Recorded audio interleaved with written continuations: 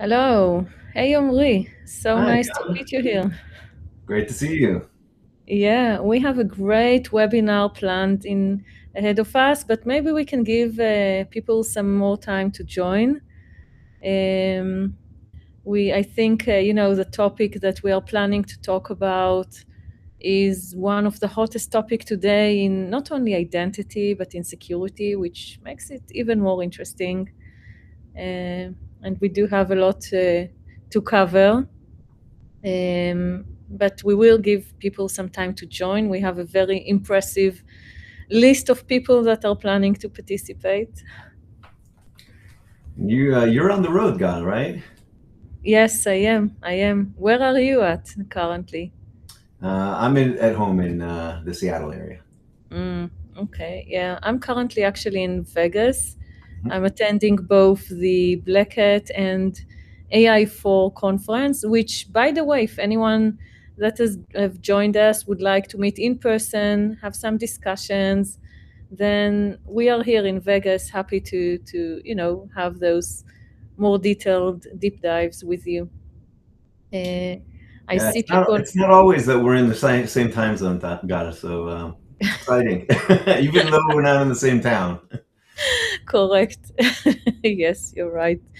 Time zones are sometimes challenging, but we figure it out. But it's nice to be here. Uh, yeah, I see more people are joining, so we'll just give them a few more minutes to join. Just, Is it super hot in Vegas right now? you know what? I saw a picture of the Venetian, and they kind of show the gondola with steam from the river. It's that hot. Yeah, answer to your question, super, super hot. Don't go outside, stay inside. I'm with a sweater because it's actually like super cold here. The air condition is on double power, I think, everywhere. That's Vegas, and that's why I live in Washington State. The Okay. summers are just beautiful. We like to tell everybody it rains all year round, but the summers are a little secret.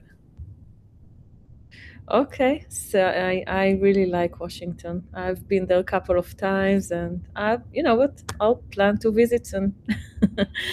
Okay, I think we got our cue to get started. So, hi everyone. I'm Gal. I'm from PlainID. PlainID is the leading runtime authorization company. We address authorization challenges for the agentic era, covering both human, non-human, and agents, and whatever they need to access. I'm a co-founder and the chief product officer, and I'm very happy to have Omri today with me on this webinar. Omri. Yeah, I'm Omri Gazit. I've been building software for developers since 1992. Um, in both startups and large companies. I helped co-found .NET at Microsoft and also helped co-found Azure at Microsoft and did a lot of the early identity work that led into Azure Active Directory.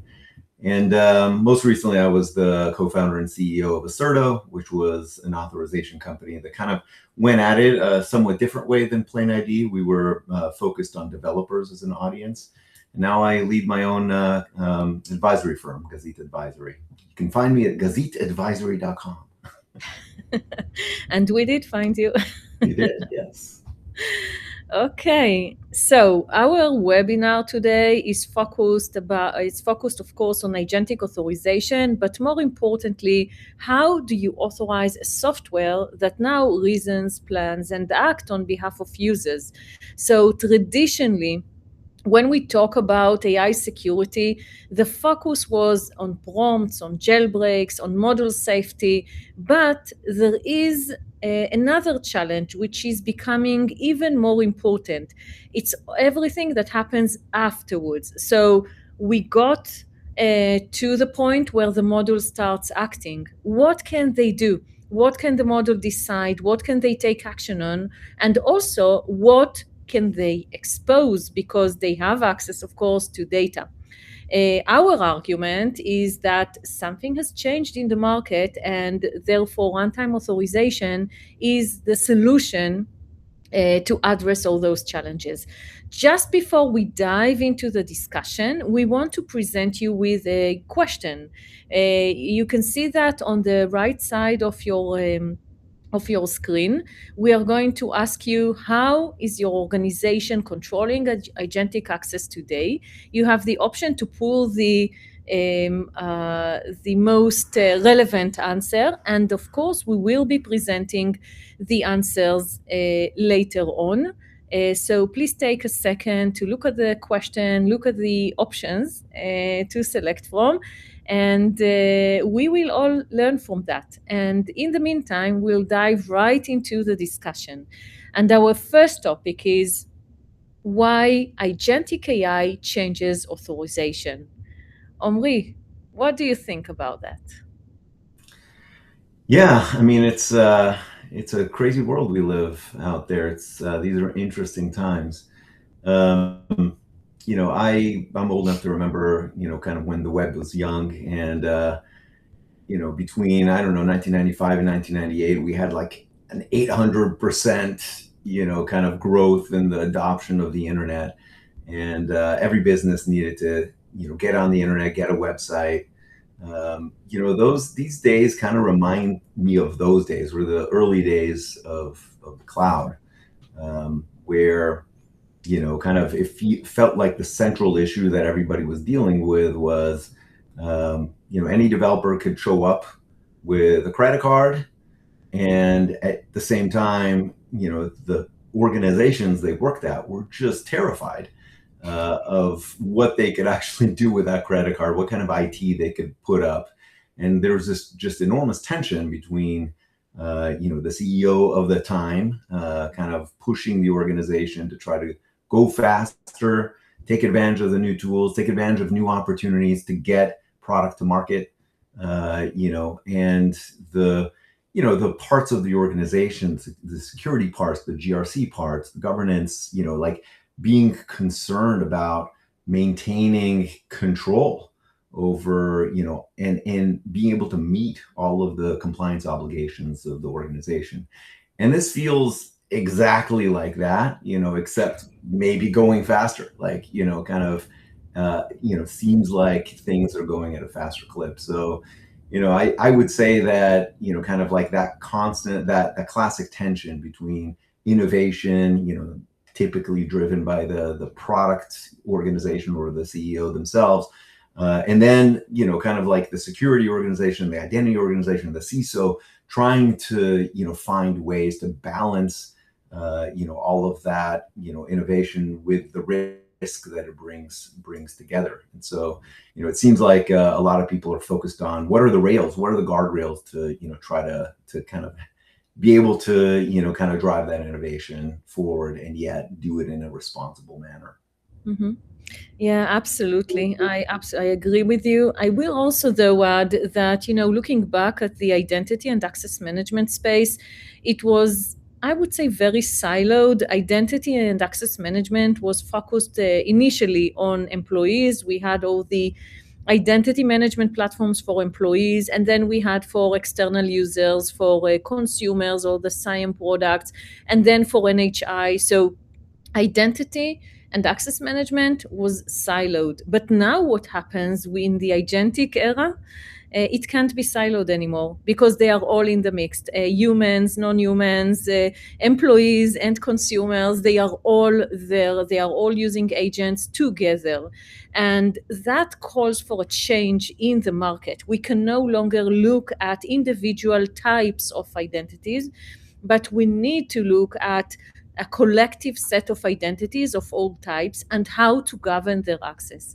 And in my view, that's where authorization takes kind of the front seat, because it cannot distinguish between all those identities with different solutions. It has to consolidate decisions, whether those are humans, employees, or others, non-humans and agents. And that's a very very important change that happens now in the market. IAM needs to be ready for what's happening now. And that kind of leads me to my next question, which is identity in the agentic world. Who is the identity? Who is acting? The user, agent, application, maybe all of them together. What do you think about that?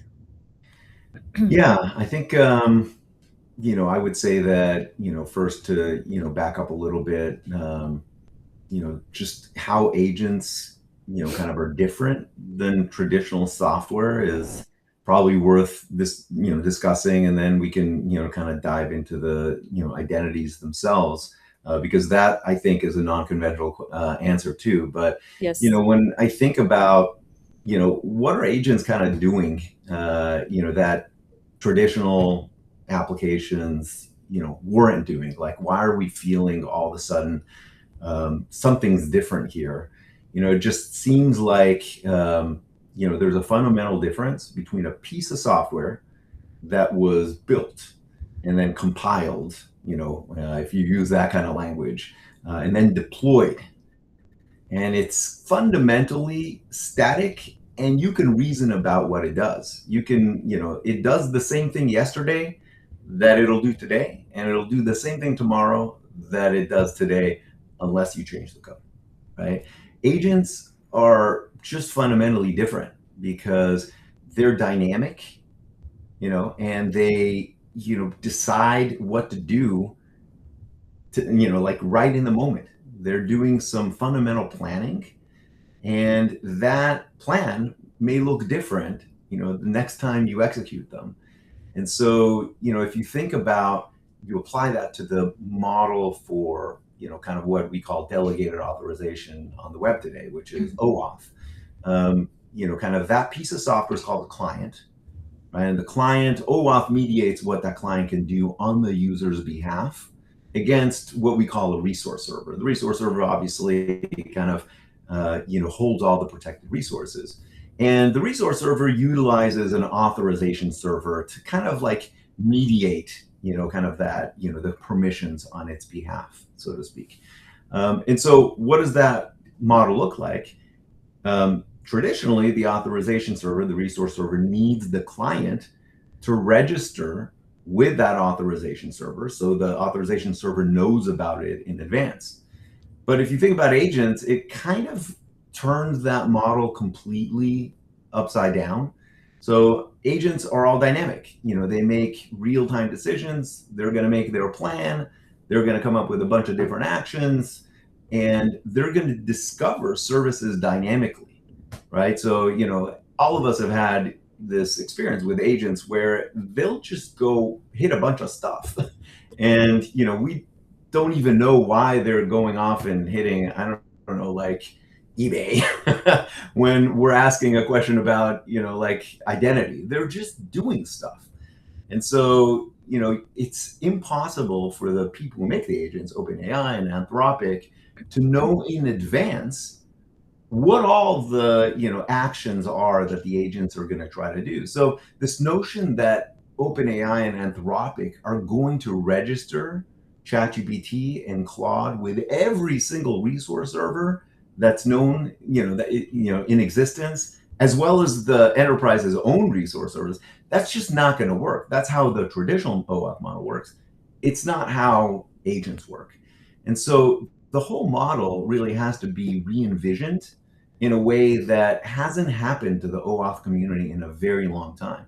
I would say the good news is that that community has risen to the challenge, and that they're trying to figure out how to solve all of these fundamental problems with kind of their system today that's largely static. So we see things like dynamic client registration and client ID metadata documents and all sorts of innovations, protected resource metadata. These are all kind of wonky, pedantic things that I'm tossing out there. But the OAuth group is definitely responding to all the pressures that agents are exercising. Yeah, absolutely. And I think that also leads us very nicely into reviewing our poll question: how are organizations controlling agentic access? And apparently nobody is applying fine-grained authorization, which I understand. It's not surprising, but that's why you're here. But many of you are using scopes or existing application roles and permission, which at least that means that there is an awareness that authorizations are crucial within that process. Everyone is deploying agents, right? Nobody says that they are not deploying agents, which it's very aligned with what we see in the market and the customers we are speaking with. I do see there are a significant number of you that are still defining our approach. Maybe it's not visible on the screen, but if you look at the right side on the poll question, you see the answers. So like 33% are still defining the approach, and you're right in doing so, because just utilizing the current static approaches eventually it's not sufficient, and that's our main argument here in this discussion. So very interesting to see those responses, and from here we want to move on to our next topic, which is runtime authorization for agents. So what has changed? Omri, you basically cover the way agents operate is very much different than traditional, applications and just non-human identities. So what does that mean from the runtime controls that are required? How does that look like, or what should we expect when it comes to applying runtime authorizations for agents? Yeah, so I think it's a good way of asking. When we think about runtime authorization, it's kind of almost the opposite of static RBAC, kind of traditional authorization, and why that approach is no longer viable, I think, is you basically have a much more dynamic and fine-grained world when it comes to agents. Just taking a simple example, you have a salesperson. They're using an agent to, let's say, just try to address some objections raised by one of their clients, company A, one of their prospects, and they want to be able to, address that objection and compose an email. To do that, the salesperson obviously delegates the agent some coarse-grained permissions. So say the ability to go into the CRM system, the ability to, write an email on their behalf. And then the agent, does its thing. It just kind of composes all of the stuff. It sends an email back to that prospect that says, hey, company B, your competitor, didn't see this as a problem, right? And, obviously that's not exactly what the salesperson intended. They didn't want to disclose, any of this other stuff, but because the permissions that were granted were coarse-grained, yes, the salesperson has the permission to access the CRM, right? And they can see all of the, the accounts that they're, part of. But yet, so every, authorization did its job, but when you take everything together, clearly the wrong thing happened. Right. So, it's clear that you want to be able to apply guardrails around agents at a higher level than just individual, actions. So first of all, you need finer grained permissions. When you say to an agent, you don't want to delegate a permission to an agent that says, delete all, to delete emails from your inbox. Because it can delete all the emails in your inbox. You don't really want that. You want to be able to say only delete spam or things like that, right? So I think, one of the things that I see emerging here is this notion of, kind of capturing the intent that the user, had in their, in the task that they've defined. You want to capture that intent durably, and then have that intent stay, kind of and get evaluated in the context of everything the agent is doing. I see some people calling that a mission. mission is kind of a word that's coming up quite a bit in the identity and access circles. So what do you do with the mission? You capture it durably. You can think of it as a policy, which probably sounds familiar to, people who have been, tracking this space for a while. So that policy constrains what the agent can do as it's going about fulfilling its task, right? So runtime authorization obviously needs to make sure that the agent is only allowed to perform actions that's authorized to do, but it also needs to make sure that the agent is still adhering to the mission every time, the agent's trying to do something. So, that is, I feel like a brand new type of consideration, because if you think about traditional software, again, it's all static. You can reason about it statically. It'll do tomorrow what it did yesterday.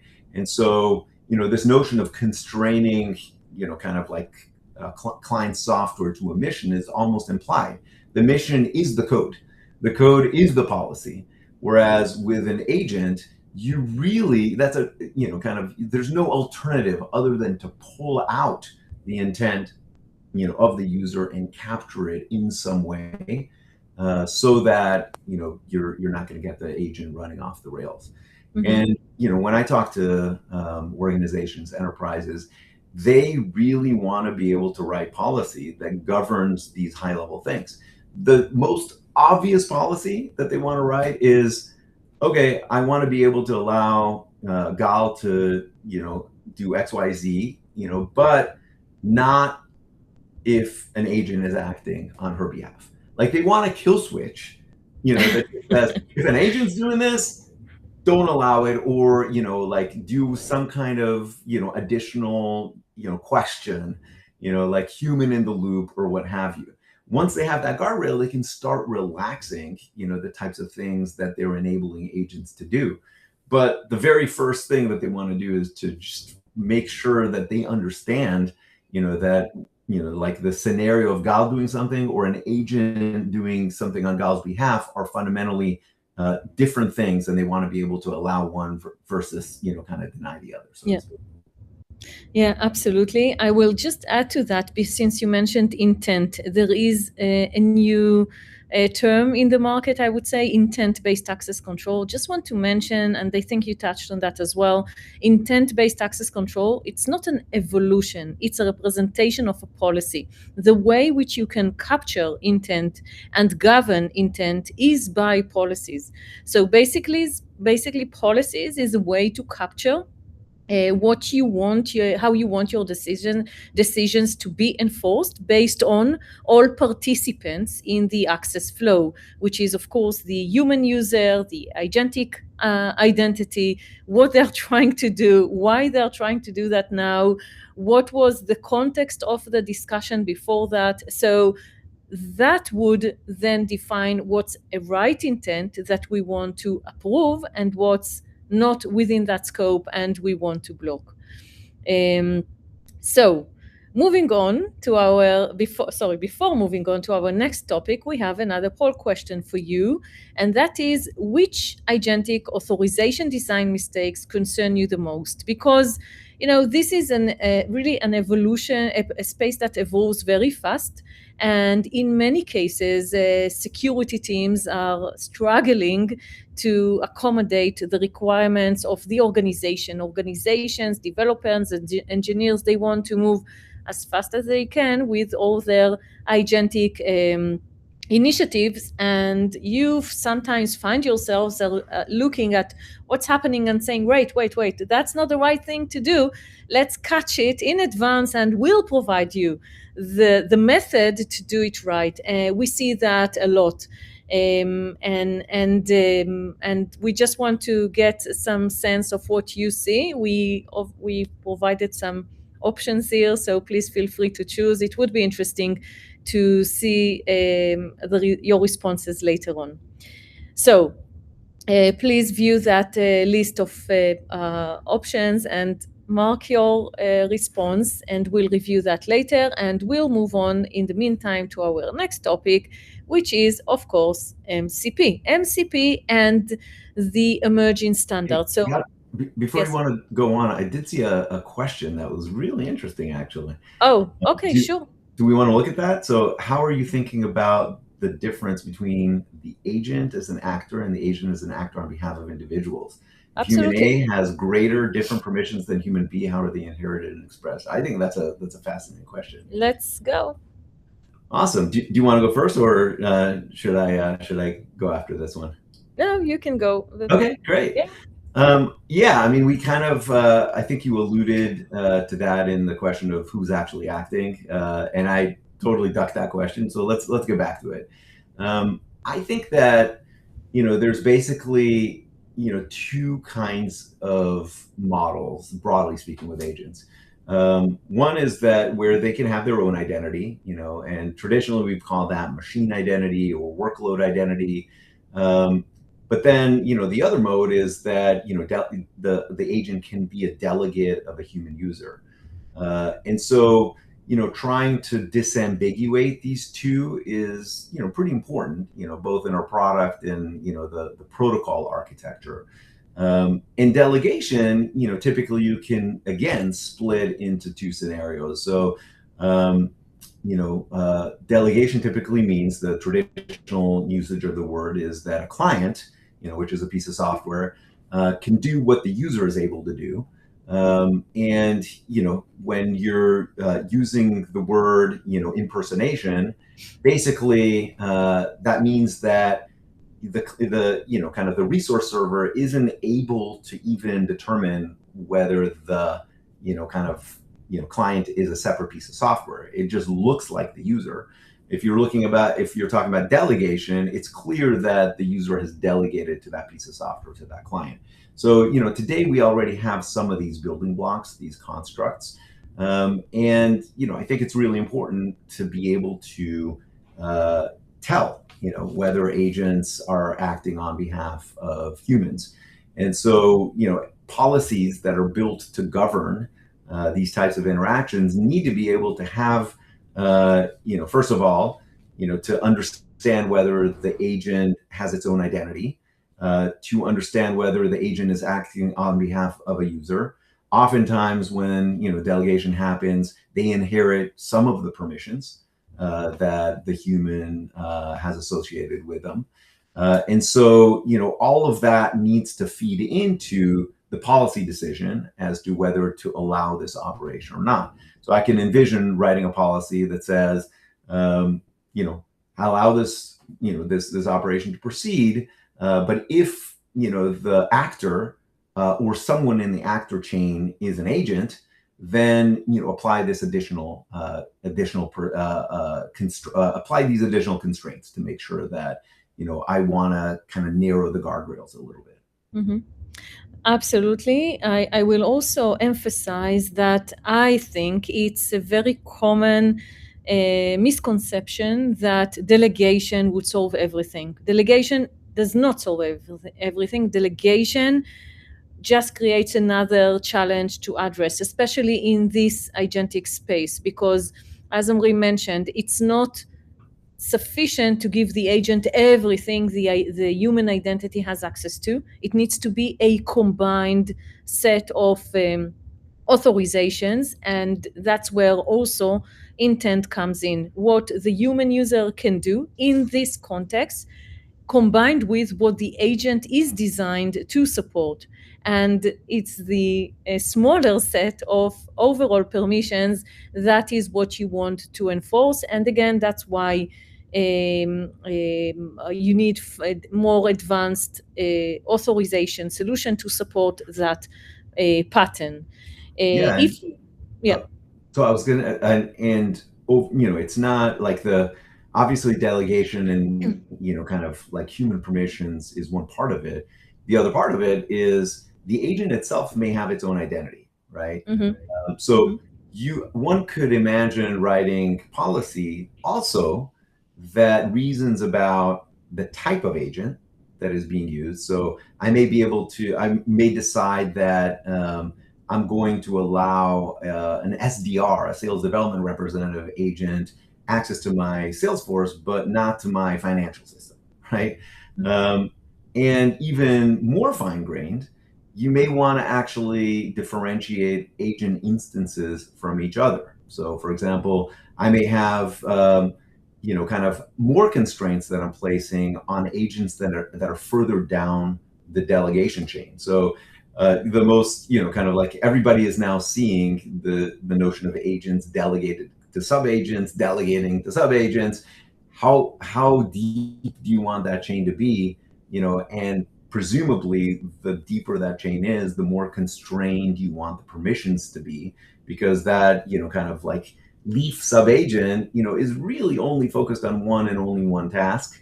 And you want to make that, that the guardrails the most constrained around that. So all of those are like have to be known to the policy system to be able to apply those types of guardrails. Correct. We have several more questions. Let's go to the first one. What is the biggest blocker for moving from static models like role-based access control to runtime authorization for autonomous agents? Omri, do you want to get started? Or? Yeah, sure. So, I would say that the biggest blocker, so the hardest thing about dynamic, what I call, fine-grained policy-based real-time access control is that, kind of like finding ways to insert that into the right enforcement points. So today, if you think about enforcement points, there are really kind of three in the world. There is the resource server itself. So in the resource server, if the piece of software is written to ask the question, is this subject, does this subject have the permissions to perform this action on this resource at this time, before granting or denying access to every resource, that's awesome. That's fine-grained access control. The problem is that that's built into the application. So if you have homegrown applications, of course, you can move to an externalized authorization architecture. That's what all of us authorization vendors have been preaching for well over a decade, right? But if you're the IAM team, for example, you don't necessarily have access or control over all the pieces of software that have been written in your organization, much less the ones that were written outside of your organization. The ServiceNows and the Salesforces and the Workdays and all the SaaS that you use for a living. And so that is difficult to accomplish in practice. And the other control points are, you have an API gateway traditionally that you can apply some what I call medium-grained or functional level authorization. And then at the IDP, at the authorization server, you can do coarse-grained authorization. You can control whether or not to issue a token and what scopes belong in that token. Those are your enforcement points. And the first one, IDPs, that's a big hammer, and that's fairly coarse-grained. The second one is medium-grained. And then, the hardest one, but the most effective one is, kind of being close to the application. Now, how does AI change all of this? Well, as it turns out, there's actually a really good segue into MCP, because MCP now gives you another control point, because, effectively an MCP server is one that provides metadata to the agent and says, here's what I know how to do. Here's how you call me. You don't have to just like bang your head against this wall, like a million times until you finally find a way to do it. These are my tools, and these are my parameters, and these are my resources. And critically, this is another place to apply an enforcement point. And so we are actually very, excited as an industry about this, because it allows us to start kind of accompanying the metadata that an MCP server already produces with additional metadata that says, here's how you authorize me, right? So let's say I have a tool, and the tool's like, kind of copy this data from bucket A to bucket B. The authorization is obviously, does the caller have, read access from bucket A? And do they have write access to bucket B? Those are authorization calls. we know who the subject is. That's the, you know, the subject of the MCP call. We know what the action is.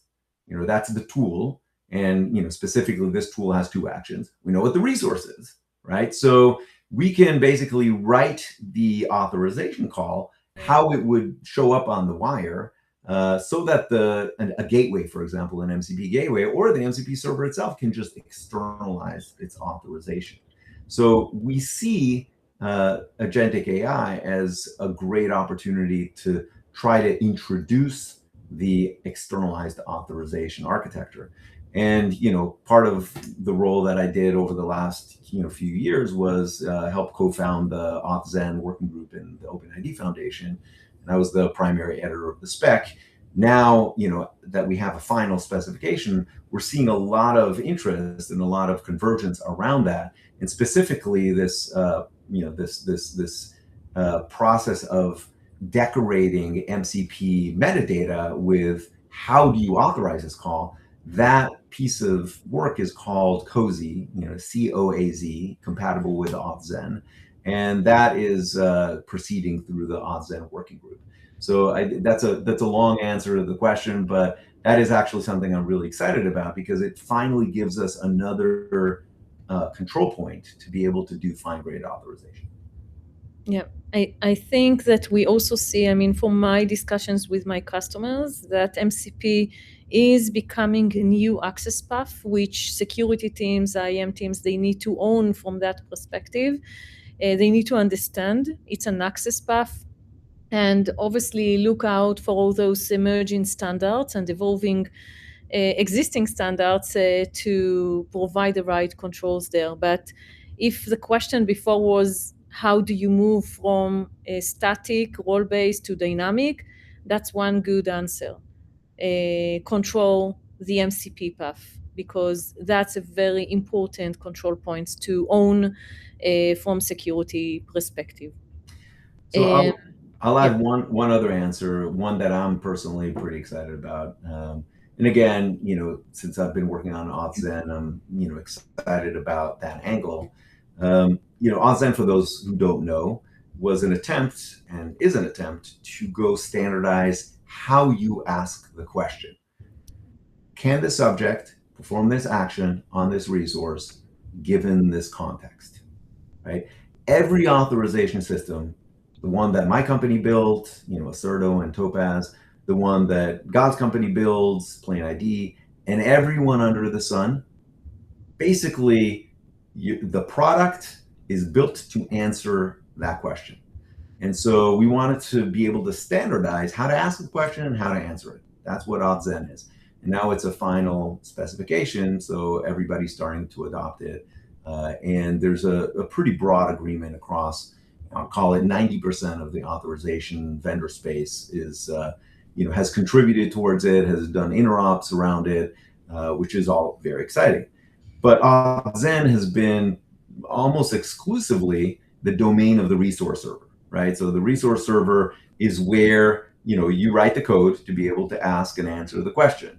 One of the things that I've been working on as of late is trying to unify the token issuance scenario with a resource server scenario. So if you think about how the industry does token issuance today, you know, like the industry thinks in tokens. Like you basically, you know, when you want to go access a resource server, you first need to go to an authorization server, obtain the right token with the right scopes, and then send that token to the resource server. And the way the resource servers are built today is they go, oh, I got a token. Let me look at the scope. Oh, yeah, it's got the scope. Great. Let's keep going. And, you know, we've written extensively about how, you know, OAuth scopes are not permissions. So, you know, we don't love that model. But on the other hand, that model does exist. And so insofar as right before you issue the token, you can ask the same policy decision point. Should I mint that token on behalf of the subject? You know, that piece has been completely unspecified. And in my own work, I've been, trying to, push, kind of individual drafts into the ITF OAuth working group to try to unify these two things. So, the work I'm doing there, I'm doing in public at ogazit.com. If you go there, you could go look at all my writings and all that. But, the point is that we want to be able to give these policy decision points, more applicability across all the different places that they can be enforced. So not just from the resource server, but also at token issuance time, you may have somewhat less, information, but you can still make that token issuance and what claims to put and what scopes to put in the access token. You can make that a policy decision. And insofar as we can make things more policy driven, I think we get both more flexibility and more security, and we allow the GRC teams to really have a lot more control over authorization across their enterprise.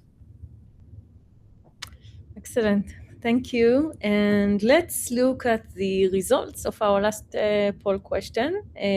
Which agentic authorization design mistakes concern you the most? Not surprisingly, giving agent broad or long lift permission is high at the top. I think I also see people have voted for relying on prompts and application code to enforce policy and authorizing agent once rather than each action. I agree with all of those, of course. Omri, I want to now ask you, what do you see and what do you think about some of those common design mistakes that people are doing when in the process of adopting agentic access controls and authorizations? Yeah, I mean, I think I'll go back to an oldie and goodie, which is overly provisioned scopes. Yeah.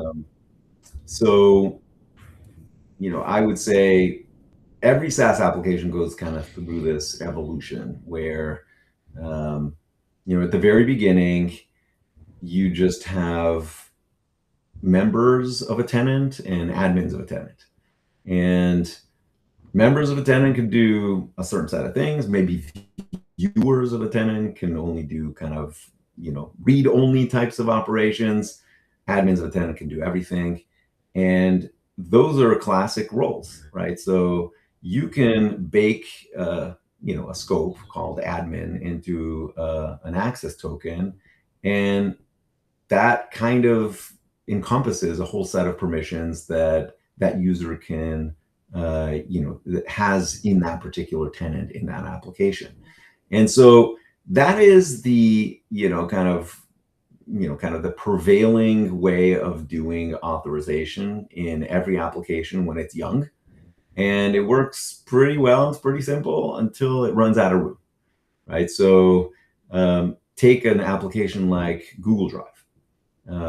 With Google Drive, if you wanted to use that type of, kind of authorization, where you're essentially trying to bake all the permissions into an access token, you quickly run into a lot of problems. So when you're trying to issue the access token, what are you going to put in there exactly? A scope called read documents. What does that mean? Does it mean read all the documents? Clearly not. When I'm logging into Google Drive, I only want to be able to read my own documents and also the documents that Gal shared with me, but not the documents that Gal holds private. And so that is, a fine-grained, authorization decision. And if I wanted to create a scope or a claim for every document that I have access to, that's a lot of documents, right? Yeah. That's going to be a very big token. But even worse, as soon as that token is minted, it's already stale. Because if I hold that token, that's a bearer token. It allows me to read a document that Gal decided to revoke access, from me. I can still read that document for as long as that token is valid. So there's this drift between when the decision was made and when, that decision needs to be enforced with real-time data. And that's, kind of the fundamental mismatch between kind of token-based approaches and between what you really need to do when you want to get fine-grained and real-time. There are some scenarios where you can get away with having that decision be done well ahead and essentially cached, and some scenarios where you can't. And if you look at Google Drive, it's actually kind of this interesting hybrid, because the first thing that Google Drive does is it'll ask whether this token, that represents a human or a machine, even has the scope called drive.read, right? So I first need to have a fundamental scope, a coarse-grained scope. And then within that, once, like that check passes, then, the Google Drive will ask a different question, which is, does Omri have read access to this particular document? And it'll chase through, groups and folders and documents. It knows how to do that because it's a graph-based authorization system. But it combines both of these things, both the, kind of making sure that I have the right permission in the form of a scope in an access token, as well as, do I actually have read permission to this document right now? And so that is, kind of like one of the most fundamental misunderstandings, I think, that I see in the industry. Because OAuth is a delegated authorization framework, everybody thinks that OAuth does authorization, where I would say it just does coarse-grained, fundamentally coarse-grained authorization. How about you, Gal? What design mistakes do you jump out of the page from you? Well, not adopting runtime authorization. The obvious answer. Yeah. But I truly think that this is the time for security professionals to set the right guidelines, right controls in advance, rather than waiting for mistakes to happen or to overly being used and spread and try to fix things later. Traditionally, that's how our industry worked. Always security had to fix stuff, but it doesn't have to happen now. We have the right tools, we have the right time to set the right guidelines in advance. And I believe that's why many of those joined this webinar. They wanted to listen to those kind of guidelines and ideas. We are nearly out of time. I know we have more questions. We'll need to send you offline the responses. We have two very quick questions, Omri, I want to ask you. One, like super fast, one technology which you are excited about in this space. Well, I guess I'll have to answer the models themselves. The models themselves. Right? I mean, it's just insane how much more capable they are between releases. So, honestly, I've never seen that type of exponential growth on such a short time scale. It's hard to remember, kind of like what they were a year ago. I think all of us started using, the, kind of like AI for coding, some number 2 or 3 years ago with GitHub Copilot, and then we started, kind of using some of the, cursor and things like that. And now I can't imagine building software any other way other than, kind of using an agentic loop like Claude Code. So, and the types, the level of work that these models are doing on my behalf is just staggering compared to, where they were a year ago. Yeah. And last one thing organizations should stop doing now when it comes to agentic adoption. Should start or stop? Stop. Yeah. So, I would say stop looking at, kind of control versus enablement as a zero-sum game. Because I think the organizations that are going to win are organizations that are going to insist on enabling their workforces with these just incredible tools and find ways to use those tools also to help them increase their security posture. And that's much easier said than done because, again, we're just at the very, very early stages of this revolution. It feels like somewhere between 2006 and 2009 in the cloud adoption, revolution. Cloud started in 2005, 2006, and by 2010, it was clear that everybody was going to go do it. But in those 3 or 4 years, it was the Wild West. I feel like in the agent world, we're still in the Wild West. But I think the organizations that really hold their own feet to the fire and really are kind of going to push very hard on the boundaries, and yet challenge themselves to do it in such a way that doesn't doesn't lose control. I think those organizations are going to be much better positioned for the future. And given the fact that if you live on the frontier, you continue to outpace your competitors in ever increasing ways, right? Because the frontier is evolving in an exponential way. So if you're sitting a year or two behind, that's 20 years in AI years, dog years, or whatever, right? That gap is enormous. It's bigger than it's ever been before, I think. So I would say stop thinking about control and innovation as a zero-sum game. Start thinking about how it is that you can do both at the same time. Thank you very much, Omri, and thank you for joining me in this very interesting webinar talking about a super important topic. And see you next time, maybe in Washington. Yeah, thanks so much, God. I really, really enjoyed it. Thank you very much. Bye, everyone.